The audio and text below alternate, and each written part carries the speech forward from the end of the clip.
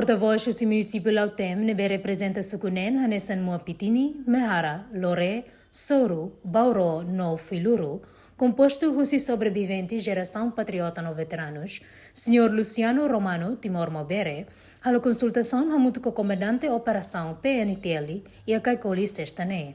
Ora discutir com a circulação livro Raja Veríssimo Dias Quintas, saia mati que merdekaan. O seu escritor Dias Quintas não esclarece com o impacto do livro nebe produz história falso, não tem implicação para a comunidade Sira e a Sucuné no município Lautem.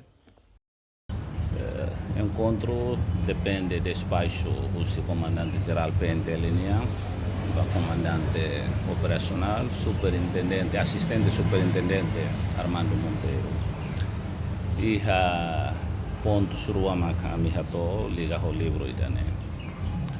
Primeiro ponto, também o livro idane continua a criar instabilidade entre ema e ema, nomos desarmoniza a relação pessoal ou comunidade sira.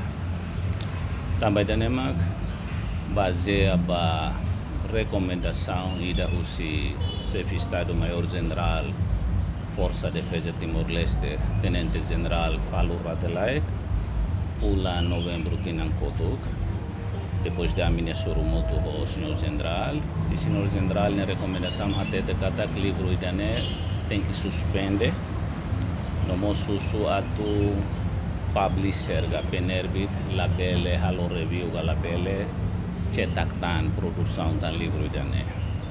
To hindoron livro nesse continua existe público.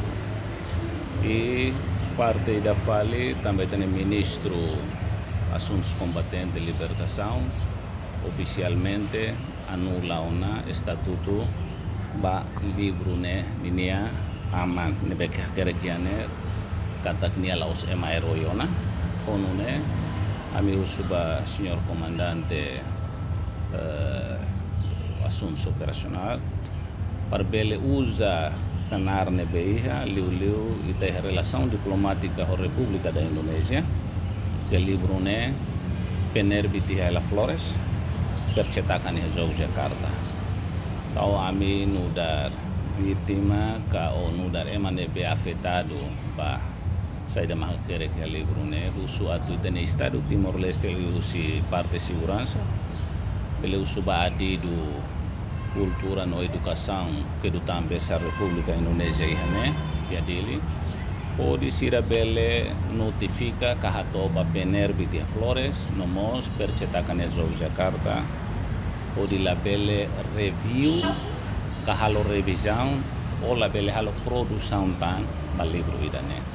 E a Fatin Hanesan, comandante da operação PNTL, confirma que a parte PNTL se dá belo fosse resultado do seu encontro neba sanção, enquanto se dá preocupação para o comandante-geral PNTL.